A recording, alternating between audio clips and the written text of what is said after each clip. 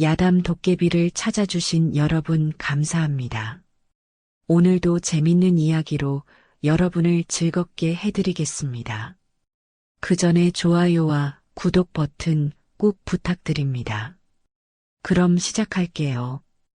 조선 중기 어느 마을에 갑수라는 청년이 살고 있었는데 이놈이 얼마나 게으른지 참으로 볼만했습니다. 25이 넘은 총각이 하루 종일 방구석에서 뒹굴며 책이나 뒤적거리고 있었거든요. 아침에 일어나면 먼저 하는 일이 하품이요. 점심때가 되어서야 겨우 일어나서 밥을 먹고는 다시 누워서 책을 보는 게 일과였습니다. 동네 사람들은 갑수를 보며 혀를 찼지요. 갑수네 집 아들 좀 보소. 저 나이가 되도록 아무것도 안 하고 빈둥거리기만 하네. 참 답답한 노릇이야. 다른 놈들은 다 장가도 가고 가정도 꾸렸는데 갑수 아버지가 얼마나 속이 상하겠어. 갑수의 아버지는 날마다 한숨만 푹푹 내쉬었습니다. 이웃집 아들들은 모두 출세를 하거나 장사를 해서 집안을 일으키는데 자기 아들만 이 꼴이었거든요. 어느 날도 마찬가지였습니다. 갑수는 방 안에서 사서삼경을 뒤적거리며 하루를 보내고 있었지요. 갑수야, 이놈아. 아버지의 호통이 온 집안을 뒤흔들듯 울려 퍼졌습니다. 갑수는 책에서 눈을 떼지도 않고 한숨만 푹 내쉬었지요. 또 뭐라 하시려고요. 문이 벌컥 열리며 아버지가 들어서지 않겠습니까? 얼굴이 불그락푸르락하며 주먹을 불끈 쥐고 있었습니다. 이놈아, 25이 넘도록 매일 젖꼴이냐? 동네 사람들이 뭐라 하는지 아느냐? 갑수네 집 아들은 하루 종일 빈둥거리기만 한다고 수군대지 않더냐? 어제는 이웃집 아주머니가 와서 우리 아들은 벌써 가게를 차렸는데 갑수는 언제 철이 들겠느냐고 하더구나. 아버님, 소인이 책을 읽고 있지 않사옵니까? 책이라. 책이 밥 먹여주더냐? 책이 돈을 벌어다 주더냐? 책만 읽어서 뭘 하겠다는 거냐? 과거라도 볼 것이면 모르겠는데 그것도 아니고. 갑수는 말이 없었습니다. 사실 자신도 이대로는 안 된다는 걸 알고 있었거든요. 하지만 뭘 해야 할지, 어디서 시작해야 할지 알 수가 없었습니다. 어서 일어나서 뭔가 해보려무나. 다른 놈들은 다 장가도 가고 가정도 꾸렸는데 너만 이 꼴이냐? 이웃집에서는 벌써 손자까지 보았는데. 갑수는 천천히 일어나 창밖을 바라보았습니다. 저 멀리 푸른 산이 보이지요. 문득 무언가에 이끌리는 느낌이 들었습니다. 마치 그 산이 자신을 부르는 것 같았거든요. 그럼 저 산에나 다녀오겠사옵니다. 산? 산에서 뭘 하게? 또 놀러 가겠다는 거냐? 그런 게 아니라 뭔가 찾을 것이 있을지도 모르지요. 하늘이 저에게 길을 보여주실지도 모르니까요. 아버지는 한숨을 길게 내쉬며 고개를 저었습니다. 길? 무슨 길을 찾겠다는 거냐? 그런 식으로는 평생 아무것도 못 이룬다. 그러나 갑수의 눈빛에는 처음으로 무언가 다른 빛이 서려 있었지 않겠습니까? 마치 운명이 그를 부르는 것 같았지요. 아버님, 사흘만 시간을 주시옵소서. 돌아와서는 반드시 일을 찾아보겠사옵니다. 아버지는 더 이상 말릴 수가 없었습니다. 아들의 눈빛이 평소와 달랐거든요. 이튿날 새벽 갑수는 간단한 짐을 꾸려 집을 나섰습니다. 쌀 몇 톱과 건어물, 그리고 붓과 벼룩까지 챙겼지요. 왜 붓을 챙기는지 자신도 몰랐지만 왠지 필요할 것 같았습니다. 산길을 따라 깊이 들어가니 처음 보는 풍경이 펼쳐졌습니다. 깊은 계곡과 울창한 숲, 그리고 맑은 물소리가 귓가에 들려왔지요. 갑수는 자신도 모르게 발걸음이 가벼워졌습니다. 한참을 걸어가니 인적 드문 골짜기에 허름한 초가집 하나가 눈에 띄었지요. 지붕은 군데군데 뚫려 있고 담장은 무너져 내렸습니다. 그야말로 몰락한 집의 모습이었거든요. 저곳에 사람이 사나? 가까이 가보니 집안에서 훌쩍이는 소리가 들렸습니다. 문틈으로 살짝 들여다보니 한 늙은 양반이 백발을 휘날리며 울고 있고 그 옆에는 20살쯤 된 아름다운 처녀가 아버지를 달래고 있지 않겠습니까? 아버님, 울지 마셔요. 하늘이 우리를 버리지는 않으실 것이옵니다. 매양아, 우리가 무슨 죄를 지었다고 이런 억울한 일을 당해야 하느냐. 하루아침에 집안이 풍비박산이 나고 이 깊은 산중에서 숨어 지내야 하다니 내가 무슨 면목으로 조사님들을 뵐 수 있겠느냐. 갑수는 가슴이 뭉클해졌습니다. 저들에게 무슨 일이 일어난 것일까요? 그 울음소리가 너무나 애절해서 그냥 지나칠 수가 없었거든요. 그때 갑수의 발걸음 소리를 들었는지 늙은 양반이 문을 열고 나왔습니다. 누구시오? 이런 깊은 산중에 웬일이시오? 갑수는 급히 인사를 하였지요. 소인은 갑수라고 하는 사람이옵니다. 길을 잃어 이곳까지 왔사온데 혹시 도움이 필요하신 것은 아닌지 울음소리가 들려서 그만. 늙은 양반은 갑수를 위아래로 훑어보았습니다. 인상이 선량해 보였거든요. 아, 그러시구나. 나는 박헌도라고 하오. 원래는 한양에서 벼슬을 하던 몸이었는데 지금은 이 꼴이요. 박헌도는 눈물을 글썽이며 자신의 사연을 천천히 털어놓았습니다. 간악한 사또가 위조 문서를 만들어 자신을 모함했고 뇌물을 받았다는 누명을 씌워 하루아침에 집안이 풍비박산이 났다는 것이었지요. 그 사또 놈이 저를 제거하려고 꾸민 일이요. 제가 사또의 부정을 알고 있다고 생각해서 말이요. 원래 우리 집안은 대대로 청렴결백한 가문이었소. 할아버지도 아버지도 모두 깨끗한 관리셨는데 하루아침에 이런 누명을 쓰고 모든 걸 잃었소. 박헌도의 목소리에는 분노와 슬픔이 뒤섞여 있었습니다. 그래서 이 깊은 산중에서 딸아이와 둘이서 숨어 지내고 있다오. 관가에서 계속 찾고 있어서 나갈 수도 없고 이때 매양이 문 뒤에서 살며시 나타났습니다. 갑수는 그녀를 보는 순간 가슴이 쿵 내려앉았지요. 산골 처녀답지 않게 단아하고 아름다운 모습이었거든요. 고운 얼굴에 맑은 눈동자 그리고 슬픔 속에서도 품위를 잃지 않는 자태가 참으로 인상적이었습니다.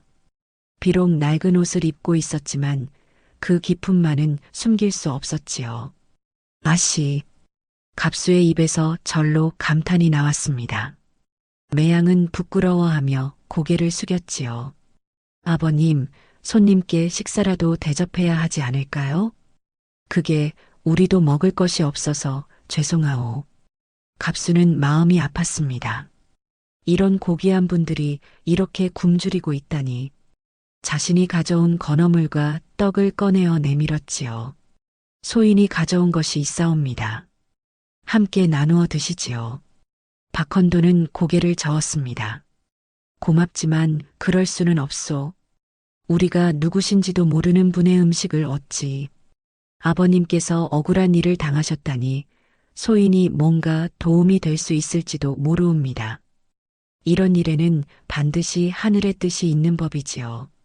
갑수의 진솔한 말에 매양이 고개를 들어 그를 바라보았습니다. 그 눈빛에 희망이 서려 있었지요. 아씨, 소인이 있지 않사옵니까? 반드시 길을 찾아드리겠소. 이 말을 듣는 순간 매양의 마음에 무언가 따뜻한 것이 피어올랐습니다.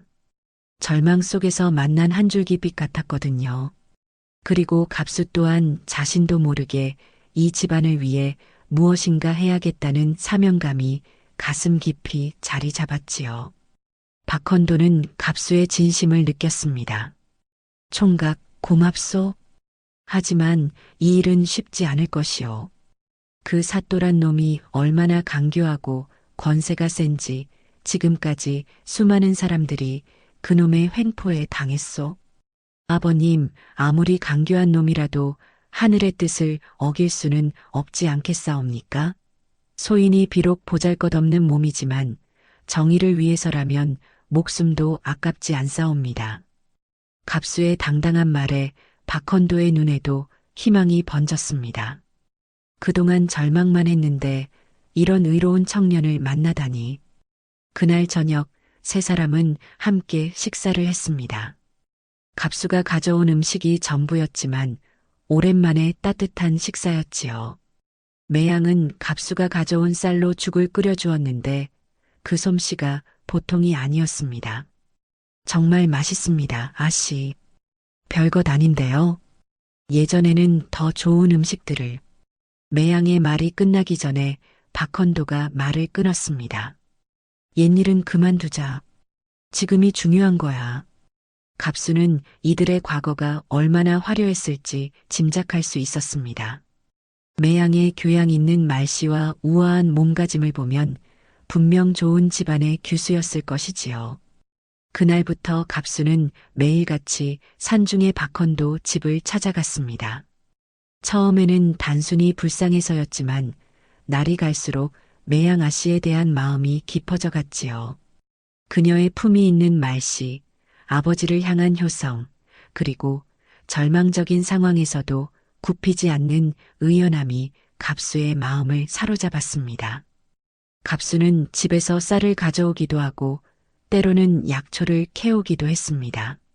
아버지는 의아해했지만 갑수가 달라진 모습을 보고는 말리지 않았지요. 갑수야, 요즘 부쩍 부지런해졌구나. 무슨 일이냐? 아버님, 도움이 필요한 분들이 계셔서 그렇습니다. 그래, 착한 일이구나. 그런 마음 잊지 말아라. 어느 화창한 오후 갑수는 산딸기를 한 바구니 가득 따와서는 매양에게 건넸습니다. 아씨, 이것 좀 드셔보시지요. 정말 달콤하답니다. 매양은 산딸기를 하나 입에 넣더니 환한 미소를 지었습니다. 오랜만에 보는 그녀의 웃음이었지요. 정말 달구나. 고맙다, 갑수 총각. 아씨께서 웃으시니까 더욱 예뻐 보이시는구려. 처음 뵈었을 때부터 생각했는데 아씨는 정말 선녀 같으셔요. 갑수의 솔직한 말에 매양은 얼굴이 빨개졌습니다. 무슨 그런 말씀을, 지금 이 꼴인데. 지금도 충분히 아름다우시옵니다. 아니, 더 아름다우시오. 어려움 속에서도 굽히지 않는 모습이 더욱 빛나 보이거든요. 진심이옵니다. 처음 아씨를 배웠을 때부터 가슴이 설레었사옵니다. 매양은 고개를 떨구며 말없이 산딸기만 먹었지요. 그러나 그 모습조차 갑수에게는 사랑스러워 보였습니다. 아씨, 소희는 그를 잘 모르옵니다. 그냥 집에서 놀고 먹기만 했거든요. 하지만 이제는. 갑수는 매양의 손을 살짝 잡았습니다. 매양은 깜짝 놀라 손을 빼려 했지만 갑수의 진심 어린 눈빛을 보고는 그대로 두었지요. 아씨, 소인도 이제 글을 배워야 하겠사옵니다. 그 문서를 찾으려면 말이지요. 매양은 놀란 눈으로 갑수를 바라보았지요. 정말 그럴 생각이시오? 그건 너무 위험한 일인데. 그렇다옵니다. 아씨 아버님의 억울함을 풀어드리고 싶사옵니다. 그리고 아씨와 함께하고 싶사옵니다. 이 말을 듣고 매양의 눈에 눈물이 글썽였습니다. 절망 속에서 만난 한 줄기빛 같은 사람이었거든요. 갑수 총각님, 정말 그런 마음이시라면 아씨, 소인을 믿어주시지요. 반드시 길을 찾아내겠사옵니다. 그날 저녁 갑수는 매양과 함께 달빛 아래를 거닐었습니다. 능소화가 아름답게 피어있는 산길이었지요. 주황빛 꽃들이 달빛에 비쳐 더욱 곱게 보였습니다. 이 꽃 이름이 무엇인지 아시오? 매양이 물었습니다. 잘 모르겠사옵니다. 예쁘긴 하온데 능소화라고 하는 꽃이지요. 꿈을 이뤄준다는 꽃이라고 하더이다. 어머니께서 살아계실 때 말씀해 주신 것인데 이 꽃을 보면 소원이 이뤄진다고 하셨어요. 갑수는 능소화 한 송이를 따서 매양의 머리에 꽂아주었습니다. 그럼 우리의 꿈이 이뤄지겠구려. 매양은 부끄러워하며 꽃을 만졌지요. 그 순간 두 사람의 마음이 하나가 되는 것 같았습니다. 갑수 총각님, 정말 고맙나이다. 아버님도 요즘 많이 밝아지셨어요. 총각님을 만난 후로 희망을 가지게 되셨거든요. 소인이 더 고맙사옵니다. 아씨를 만나서 소인의 인생이 바뀌었사옵니다. 이제야 무엇을 위해 살아야 하는지 알겠사옵니다. 두 사람은 달빛 아래서 서로를 바라보며 조용히 미소 지었습니다. 어느새 갑수는 그저 게으른 청년이 아니라 사랑하는 사람을 위해 무엇이든 할 수 있는 남자가 되어 있었지요. 며칠이 더 지나자 갑수와 매양의 사이는 더욱 깊어졌습니다. 갑수는 매일 새로운 것들을 가져왔지요. 산나물도 캐오고 약초도 구해오고 때로는 멀리까지 가서 쌀도 구해왔습니다. 아씨, 오늘은 꿀을 구해왔사옵니다. 어머, 꿀을? 어디서 구하셨어요? 멀리 양봉하는 노인이 계시더이다. 사정을 말씀드렸더니 조금 나누어 주시더군요. 매양은 갑수의 정성에 감동했습니다. 자신들을 위해 이렇게까지 해주다니. 갑수 총각님, 저희 때문에 너무 고생하시는 게 아닌가요? 고생이라니요. 소인에게는 기쁨이 옵니다. 아씨와 아버님께서 편안해 하시는 것을 보면 마음이 든든하거든요. 박헌도도 갑수를 점점 아껴 했습니다. 이런 의로운 청년이 자신의 사위가 된다면 얼마나 좋을까 싶었지요. 갑수 총각, 자네는 정말 귀한 사람이야. 이 은혜를 어떻게 갚을까? 아버님, 은혜라니요. 소인이 더 많이 받았사옵니다. 아씨를 만날 수 있었으니까요. 어느 날 저녁 갑수는 매양에게 자신의 마음을 털어놓았습니다. 아씨, 소인이 고백할 것이 있사옵니다. 무엇이지요? 소인, 아씨를 사랑하게 되었사옵니다. 처음엔 그저 불쌍한 마음이었는데 이제는 아씨 없이는 살 수 없을 것 같사옵니다. 매양은 얼굴이 빨개졌지만 고개를 끄덕였습니다. 저도 총각님을 좋아하게 되었어요. 총각님이 없었다면 저희는 어떻게 되었을까요? 그럼 아씨, 이 일이 다 끝나면 저와 함께 해주시겠사옵니까? 네, 기꺼이. 두 사람의 사랑이 이렇게 확인되었지요. 하지만 앞으로 험난한 길이 기다리고 있었습니다. 박헌도를 모함한 위조 문서를 찾으려면 사또 집에 들어가야 했습니다. 갑수는 며칠을 고민하다가 큰 결심을 하였지요. 아씨, 소인이 사또 집 머슴으로 들어가겠사옵니다. 매양은 깜짝 놀랐습니다. 그게 무슨 말씀이시오? 너무 위험하지 않사옵니까? 다른 방법이 없사옵니다. 그 문서를 찾아야 아버님의 억울함을 풀 수 있사옵니다. 박헌도도 깜짝 놀라며 말렸습니다. 갑수 총각, 그건 안 돼요. 사또가 얼마나 간악한 놈인지 아시오? 자네까지 위험에 빠뜨릴 수는 없소. 그래서 더 가야 하옵니다. 호랑이 굴에 들어가야 호랑이를 잡지 않겠사옵니까? 갑수의 굳은 결심을 보고 두 사람은 더 이상 말릴 수 없었습니다. 정 그렇다면 조심하게. 한 가지 귀띔해 주마. 그 사또 집에는 부인과 여종들이 있는데 모두 젊은 남자를 좋아하니 주의해야 하네. 아버님, 소인의 마음은 오직 아씨 한 분뿐이옵니다. 매양은 걱정스러운 표정으로 갑수를 바라보았습니다. 총각님, 정말 조심하셔요. 혹시라도 위험하면 도망치셔야 해요. 아씨, 걱정 마시오. 반드시 돌아오겠사옵니다. 며칠 뒤 갑수는 누더기 옷을 입고 사또 집 대문 앞에 섰습니다. 마침 머슴을 구한다는 방이 붙어 있었지요. 갑수는 일부러 몸을 구부리고 더러운 옷을 입어서 가난한 농민처럼 보이도록 했습니다. 어이 머슴하러 왔다는데? 문지기가 갑수를 위아래로 훑어보았습니다. 그렇다옵니다. 일은 뭐든 열심히 하겠사옵니다. 힘은 있어? 이 집 일이 만만치 않은데. 갑수는 팔뚝을 보이며 말했습니다. 보시다시피 건장하옵니다. 또 글도 조금 아옵니다. 글을 안다고? 그럼 서당에서 공부한 놈이구나. 왜 머슴을 하려고? 집이 가난해서 어쩔 수 없사옵니다. 부모님께서 병이 드셔서 약값이 필요하거든요. 문지기는 갑수를 안으로 데려갔습니다. 사또 집은 정말 컸지요. 온갖 화려한 장식들로 치장되어 있었습니다. 연못도 있고 정자도 있고 그야말로 부귀영화를 누리는 집이었거든요. 갑수는 속으로 화가 났습니다. 이런 화려함이 모두 백성들의 피땀으로 이루어진 것이라는 걸 알고 있었거든요. 마님 머슴 하나가 왔사옵니다. 그때 안채에서 한 여인이 나왔는데 갑수는 깜짝 놀랐습니다. 30 중반쯤 되어 보이는 그녀는 정말 아름다웠거든요. 바로 사또 부인이었습니다. 고운 얼굴에 풍만한 몸매, 그리고 요염한 눈빛이 인상적이었지요. 비단 옷을 입고 금비녀를 꽂은 모습이 화려했습니다. 오, 제법 건장해 보이는구나. 이름이 뭐냐? 갑수라고 하옵니다.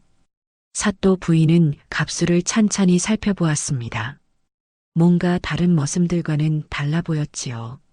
비록 더러운 옷을 입고 있었지만 그 기품은 숨길 수 없었습니다. 글도 안다고? 조금 배웠사옵니다. 그럼 밤에 서재 정리도 할 수 있겠구나. 좋다. 사또 부인의 눈빛이 이상하게 빛났습니다. 갑수는 왠지 불안했지만 목적을 위해 참았지요. 마님, 소인이 밤일도 잘한다 말한다면 믿으시겠사옵니까? 이 말에 사또 부인의 입가에 미소가 번졌습니다. 호호 그래. 그럼 밤에 서재에서 일해보거라. 중요한 문서들이 많으니 조심히 다뤄야 해. 갑수의 가슴이 뛰었습니다. 바로 그 서재에 위조 문서가 있을 것 같았거든요. 알겠사옵니다, 마님. 그런데 갑수야, 너 정말 머슴만 하려고 왔느냐? 사또 부인의 시선이 의미심장했습니다. 갑수는 당황했지만 태연한 척했지요. 그저 먹고 살기 위해서옵니다. 그래도 잘생긴 놈이 이런 곳에서 머슴 노릇을 하다니. 아깝구나. 갑수는 사또 부인의 시선이 부담스러웠지만 목적을 위해 견디기로 했습니다. 매양 아씨와 박헌도를 생각하면서 말이지요. 첫날 밤 갑수는 서재로 향했습니다. 서재는 정말 컸지요. 온갖 책들과 문서들이 가득했습니다. 갑수는 조심스럽게 문서들을 들춰보기 시작했지요. 하지만 워낙 많은 문서들이 있어서 쉽게 찾을 수가 없었습니다. 이 많은 문서 중에서 어떻게 찾지? 갑수는 한숨을 내쉬었습니다. 하지만 포기할 수는 없었지요. 며칠이 지나자 갑수 주변에는 묘한 기류가 흘렀습니다.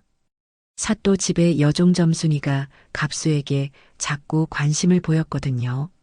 점순은 16살쯤 된 어린 계집아이였는데 갑수만 보면 얼굴이 빨개졌지요. 갑수 오라버니, 이거 드시지요. 점순이는 몰래 좋은 음식을 갑수에게 가져다 주었습니다. 흰 쌀밥에 나물 반찬까지 정성스럽게 준비해 왔지요. 고맙긴 한데 괜찮은 거냐? 들키면 너만 혼날 텐데. 괜찮나이다. 오라버니는 다른 머슴들과 다르시어요. 뭐가 다르다는 거냐? 글도 아시고 품위도 있으시고 정말 머슴 같지 않으셔요. 말씀하시는 것도 다르고요. 갑수는 들킬까봐 조마조마했습니다. 하지만 점순이의 순수한 마음은 고마웠지요.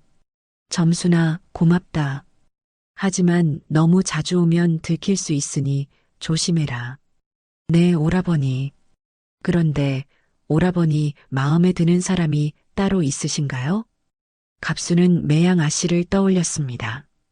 그런 건 내가 알 바 아니다. 점수는 슬펐지만 고개를 끄덕였지요. 하지만 마음속으로는 갑수를 포기할 수 없었습니다. 그런데 며칠 뒤 사또 부인의 친구인 화순 마님이 찾아왔습니다. 그녀 역시 젊고 아름다운 과부였지요. 30살쯤 되어 보이는데 사또 부인 못지않게 요염했습니다. 남편을 일찍 여의고 혼자 살고 있는 부잣집 과부였거든요. 언니, 새로운 머슴이 제법 잘생겼다며? 그렇지. 한번 보겠어? 화순이 갑수를 보는 순간 눈이 반짝였습니다. 어머, 정말 잘생겼네. 이런 남자가 머슴을 하다니. 정말 아깝다. 그렇지? 나도 그 생각이야. 두 부인이 갑수를 두고 은밀한 시선을 주고받았습니다. 갑수는 몹시 불편했지요. 저녁이 되자 화순이 갑수를 불렀습니다. 갑수야, 내 짐을 나르라. 갑수가 화순의 방에 가니 그녀가 의미심장한 눈빛을 보냈습니다. 방 안에는 향기로운 냄새가 났고 화순은 평소보다 더 얇은 옷을 입고 있었지요. 갑수야, 너 정말 그냥 머슴이냐?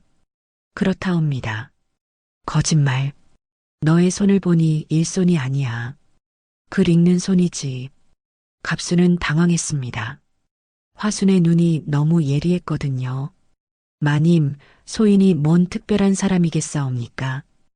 호호, 그래도 눈에 띄는 구석이 있어. 혹시 밤에 시간 있으면 내 방에 와서 책 좀 읽어줄래? 갑수는 곤란했습니다. 세 여인의 시선이 모두 자신에게 쏠려 있었거든요. 소인은 머슴일 뿐이옵니다. 허나 소인의 마음은 한길 뿐이옵니다. 갑수는 매양 아씨를 생각하며 마음을 다잡았습니다. 아무리 유혹이 있어도 흔들리지 않겠다고 다짐했지요. 하지만 사또 부인의 시선은 날이 갈수록 더욱 강렬해졌습니다. 그녀는 갑수를 자주 불러서 온갖 일을 시켰지요. 갑수야, 밤에 서재 정리 좀 해라. 네, 마님. 그런데 혼자 하면 무서우니까 내가 같이 있어줄게. 갑수는 서재에서 일하면서도 사또 부인의 시선을 의식할 수밖에 없었습니다. 그녀가 계속 자신을 바라보고 있었거든요. 갑수야, 너 정말 신기한 놈이구나. 무엇이 신기하시옵니까? 다른 머슴들은 나만 보면 벌벌 떠는데 너는 태연하잖아. 그저 일에만 집중하고 있을 뿐이옵니다. 사또 부인은 갑수에게 한 걸음 다가갔습니다.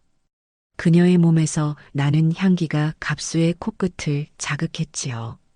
갑수야, 나랑 친해지고 싶지 않니? 갑수는 가슴이 두근거렸지만 매양 아씨를 생각하며 마음을 굳게 먹었습니다. 마님, 소인은 그저 머슴으로 열심히 일만 하면 되옵니다. 정말 재미없는 놈이구나. 하지만 그런 점이 더 매력적이야. 사또 부인의 눈빛이 더욱 끈적해졌습니다. 갑수는 빨리 그 자리를 피하고 싶었지만 문서를 찾기 위해서는 참아야 했지요. 한편 화순 마님도 갑수에게 더욱 적극적으로 다가왔습니다. 갑수야, 내일 밤에 내 방에 와서 책 좀 읽어주렴. 혼자 있으면 심심해서 견딜 수가 없어. 마님, 소인은 싫다는 거야? 화순의 목소리에 서운함이 묻어났습니다. 갑수는 난처했지요. 그런 게 아니라 소인의 몸이 천하다고. 무슨 소리야? 내가 부탁하는 건데 뭐가 천해? 갑수는 진퇴양난이었습니다.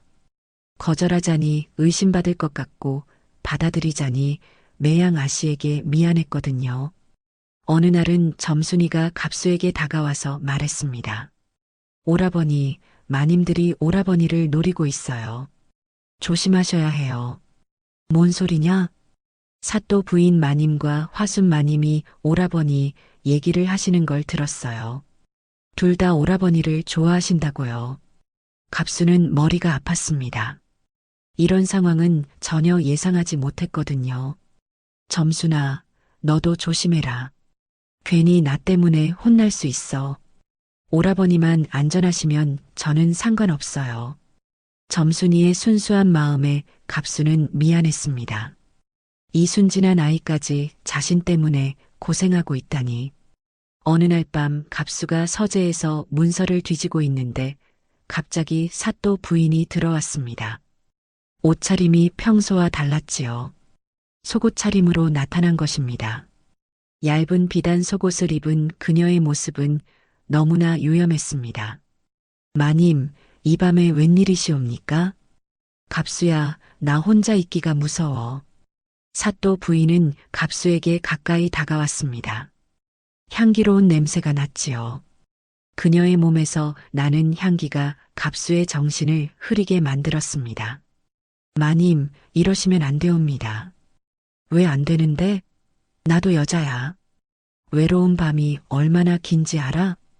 갑수는 뒤로 물러났지만 사또 부인은 계속 다가왔습니다. 갑수야, 너도 남자잖아. 나 같은 여자가 싫어? 그런 게 아니옵니다. 다만 뭐? 갑수는 매양 아씨를 생각했습니다. 하지만 사또 부인의 유혹은 강렬했지요. 젊은 남자로서 흔들리지 않을 수 없었습니다. 마님 소인은 그 순간 사또 부인이 갑수를 껴안았습니다. 갑수는 깜짝 놀라 밀어내려 했지만 어느새 정신이 흐려졌지요. 사또 부인의 몸에서 나는 향기와 부드러운 감촉에 이성을 잃고 말았습니다. 까짓것 죽는다 한들 마님을 사랑한 게 어찌 후회가 있겠사옵니까? 갑수의 이성이 무너지는 순간이었습니다. 두 사람은 달빛이 비치는 서재에서 선을 넘고 말았지요. 능소화가 피어나듯 격정적인 사랑이 꽃을 피웠습니다. 서재 안은 둘만의 은밀한 공간이 되었고 문서들은 잠시 잊혀졌지요. 그러나 갑수는 곧 후회했습니다. 매양 아씨에게 미안했거든요. 마님 소인이. 갑수야, 후회하지 마라. 우리 둘만의 비밀이야. 이런 일이 있었다는 걸 누가 알겠니? 사또 부인은 만족스러운 미소를 지었지만 갑수의 마음은 복잡했습니다. 사랑하는 매양 아씨를 배신한 것 같아서 가슴이 찢어질 것 같았지요. 그 일이 있은 후로 갑수는 더욱 조심스러워졌습니다. 하지만 사또 부인은 오히려 더 적극적이 되었지요. 갑수야, 오늘 밤에도 서재에서 만나자. 마님, 그러면 안 되옵니다. 왜? 벌써 나를 싫어하게 됐어? 갑수는 진퇴양난이었습니다. 문서를 찾아야 하는데 사또 부인 때문에 일이 복잡해졌거든요. 한편 점순이는 갑수와 사또 부인의 관계를 눈치챘습니다. 오라버니 조심하세요. 마님이 오라버니를 노리고 있어요. 알고 있다. 고마워. 오라버니는 저 같은 사람은 안 좋아하시겠지요? 점순이의 순수한 눈빛에 갑수는 마음이 아팠습니다. 점순아, 넌 좋은 아이다. 하지만 내겐 이미 알아요. 오라버니 마음에 다른 사람이 있다는 거. 갑수는 매양 아씨를 생각하며 가슴이 먹먹해졌습니다. 자신이 저지른 일이 얼마나 잘못된 것인지 깨달았거든요. 화순 마님도 갑수에게 더욱 집요하게 달려들었습니다. 갑수야, 나도 외로운 과부 신세인데 좀 친하게 지내면 안 될까? 마님, 소인의 신분으로는. 신분이 뭐가 중요해? 마음이 중요하지. 갑수는 새 여인 사이에서 갈등했습니다. 점순이의 순수한 사랑, 사또 부인의 격정적인 유혹, 화순의 끈질긴 구애. 하지만 그의 마음은 오직 매양 아씨에게만 있었지요. 어느 날 밤 갑수는 산중의 박헌도 집을 몰래 찾아갔습니다. 매양을 보고 싶었거든요. 갑수 총각님, 어떻게 되어가고 있어요? 조금씩 진전이 있사옵니다. 하지만 갑수는 자신이 저지른 일을 고백할 수 없었습니다. 매양의 맑은 눈을 보니 더욱 죄스러웠지요. 힘드시죠? 위험한 일인데. 아니옵니다. 아씨를 위해서라면 뭐든 할 수 있사옵니다. 매양은 갑수의 손을 잡고 말했습니다. 총각님, 무리하지 마세요. 총각님이 다치시면 저는 어떻게 해요? 갑수는 매양의 따뜻한 마음에 더욱 죄책감을 느꼈습니다. 하지만 이미 저지른 일을 돌이킬 수는 없었지요. 갑수는 날이 갈수록 조급해졌습니다. 문서를 찾아야 하는데 여인들의 관심 때문에 마음껏 뒤질 수가 없었거든요. 특히 사또 부인이 자꾸 밤에 찾아와서 일을 방해했지요. 어느 날 밤 갑수는 큰 결심을 했습니다. 사또가 출장을 간 사이 안방까지 들어가서 문서를 찾기로 한 것이지요. 이번이 마지막 기회라고 생각했습니다. 먼저 점순이를 따돌려야 했습니다. 점순아, 오늘 밤엔 일찍 쉬어라. 내가 혼자 하겠다. 오라버니, 무슨 일 있으세요? 요즘 이상하세요. 아무것도 아니다. 그냥 좀 피곤해서 그런다. 점순이는 아쉬워하며 자리를 떴습니다. 하지만 뭔가 이상하다는 느낌을 지울 수 없었지요. 다음은 화순이었습니다. 그녀가 갑수를 부르려 했지만 갑수는 핑계를 대고 피했지요. 마님, 오늘은 중요한 일이 있어서 늦게까지 일해야 하옵니다. 뭔 일인데 그렇게 바빠? 서재 정리를 마저 끝내야 해서 그렇나이다. 화수는 아쉬워했지만 물러갔습니다. 마지막으로 사또 부인이었습니다. 그녀는 밤늦게 갑수를 찾아왔지요. 갑수야, 오늘도 같이 있자. 마님, 오늘은 정말 중요한 일이 있사옵니다. 뭔 일이 나보다 중요해? 갑수는 고민하다가 거짓말을 했습니다. 사실 머리가 너무 아파서 쉬고 싶사옵니다. 사또 부인은 의심스러워했지만 갑수의 얼굴이 창백해 보여서 물러갔지요. 그럼 푹 쉬어. 내일 보자. 드디어 혼자가 된 갑수는 조심스럽게 사또의 안방으로 향했습니다. 문을 살짝 열고 들어가니 커다란 서한과 함께 수많은 문서들이 보였지요. 이제 찾아보자. 갑수는 하나하나 문서를 들춰보았습니다. 대부분은 평범한 공문들이었지만 서한 깊숙한 곳에서 수상한 문서를 발견했지요. 이게 뭐지? 문서를 자세히 보니 박헌도의 이름이 적혀 있었습니다. 그런데 글씨가 어딘가 어색했지요. 이거 위조된 것 같은데? 갑수는 더 자세히 살펴보았습니다. 인장도 이상하고 종이의 질도 달랐지요. 분명히 위조 문서였습니다. 이 문서가 세상을 뒤집을 증거로구나. 갑수는 가슴이 뛰었습니다. 드디어 찾았다. 박헌도를 모함한 위조 문서를. 그런데 그때 뒤에서 소리가 났습니다.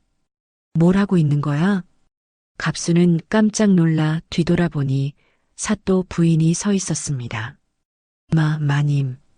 내가 머리 아프다더니 거짓말이었구나. 여기서 뭘 하는 거야?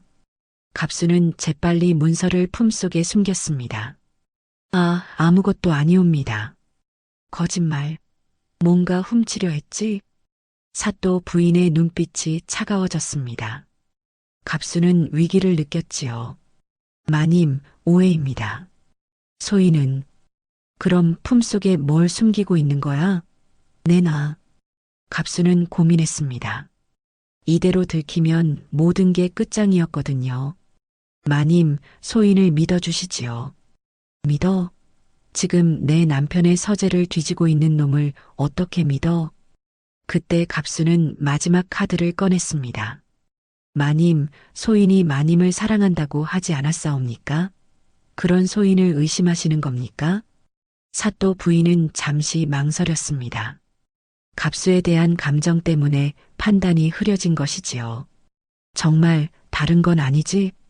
그렇다옵니다. 마님께 드릴 편지를 쓰려고 종이를 찾던 것뿐이옵니다. 사또 부인은 갑수의 말을 믿었습니다. 사랑에 눈이 먼 것이지요. 그럼 됐어. 하지만 다음엔 미리 말해. 갑수는 안도의 숨을 내쉬었습니다. 간신히 위기를 넘겼거든요. 다음날 새벽 갑수는 몰래 사또 집을 빠져나왔습니다. 위조 문서를 품에 간직한 채로 말이지요. 하지만 마음은 복잡했습니다. 사또 부인과의 일 때문에 매양에게 미안했거든요. 산중에 박헌도 집에 도착하니 매양이 걱정스러운 표정으로 맞았습니다. 갑수 총각님, 어떻게 되었어요? 얼굴이 안 좋아 보여요. 아씨, 찾았사옵니다. 갑수는 위조 문서를 꺼내 보였습니다. 박헌도가 그것을 보더니 눈물을 글썽였지요. 이게 그 문서로구나. 정말 위조된 것이야.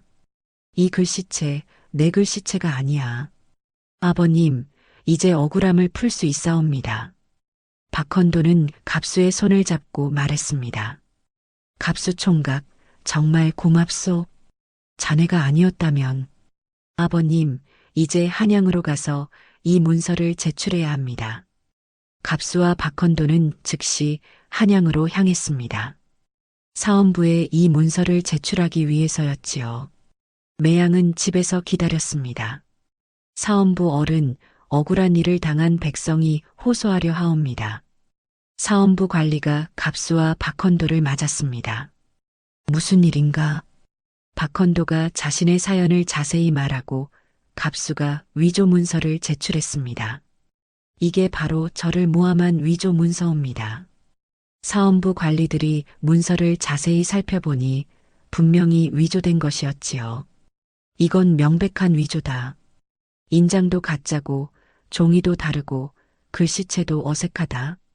그럼 박헌도의 무죄가 입증되는 건가? 당연하다. 이런 증거가 있는데 뭘 더 바라겠는가? 사헌부는 즉시 사또를 체포하라는 명령을 내렸습니다. 사또와 관련된 관리들도 모두 조사를 받게 되었지요. 한편 사또 집에서는 큰 혼란이 일어났습니다. 갑수가 사라진 것을 알게 된 사또 부인은 크게 당황했지요. 갑수가 어디 갔지? 설마. 그때 관아의 포졸들이 들이닥쳤습니다. 사또를 체포하라. 사또는 급히 도망치려 했지만 이미 집이 포위된 상태였지요. 이게 무슨 일이냐? 위조 문서 작성과 무고죄로 체포한다. 사또 부인은 그제서야 갑수의 정체를 깨달았습니다. 그가 단순한 머슴이 아니라 박헌도를 도우러 온 사람이었다는 것을 말이지요. 갑수, 너는 대체... 하지만 이미 늦었습니다. 사또는 포졸들에게 끌려갔지요. 며칠 뒤 사또는 옥에 갇혔고 박헌도는 무죄 판결을 받았습니다. 뿐만 아니라 명예도 회복되었지요. 이제 하늘도 우리를 돕는구나. 박헌도는 기쁨의 눈물을 흘렸습니다. 갑수와 매양도 함께 울었지요. 마을 사람들도 환호했습니다. 그동안 사또의 횡포에 시달렸던 이들이었거든요. 갑수 총각 덕분이다. 정말 의로운 청년이야. 하늘이 보내준 사람이로구나. 갑수는 마을의 영웅이 되었습니다. 하지만 그보다 더 기쁜 건 매양 아씨와 함께할 수 있게 된 것이었지요. 박헌도는 다시 관직에 복귀했고 이번에는 더욱 청렴한 관리가 되겠다고 다짐했습니다. 갑수 총각, 자네 덕분에 새 삶을 얻었소. 이 은혜를 어떻게 갚을까? 아버님, 아씨와 함께할 수 있게 해주시면 그것으로 충분합니다. 며칠 뒤 갑수와 매양의 혼례가 열렸습니다. 마을 사람들이 모두 축하해 주었지요. 박헌도는 최고급 비단으로 혼례복을 마련해 주었고 성대한 잔치를 벌였습니다. 갑수야, 정말 잘했다. 이런 현숙한 며느리를 얻다니. 갑수의 아버지도 기뻐했습니다. 그동안 게으르기만 했던 아들이 이렇게 의로운 일을 해내다니. 아버님, 그동안 걱정 끼쳐드려 죄송했사옵니다. 무슨 소리냐? 내가 이런 훌륭한 일을 해냈는데 이제야 내 아들이 어떤 사람인지 알겠구나. 혼례식이 시작되었습니다. 갑수는 능소와 한 송이를 매양의 머리에 꽂아 주었지요. 아씨, 우리의 꿈이 이루어졌나이다. 갑수 총각님, 아니 서방님, 정말 고맙사옵니다. 서방님이 아니었다면. 부인, 우리 이제 새로운 시작이요. 두 사람은 행복한 미소를 지었습니다. 능소와처럼 아름다운 사랑이 결실을 맺은 것이지요. 그런데 혼례식장 한쪽 구석에서 사또 부인이 몰래 지켜보고 있었습니다. 그녀는 눈물을 흘리며 갑수를 바라보았지요. 남편이 옥에 갇힌 후 혼자가 된 그녀는 갑수를 잊을 수 없었습니다. 갑수는 그녀를 보고 마음이 아팠습니다. 비록 잠시의 실수였지만 그녀와의 추억도 소중했거든요.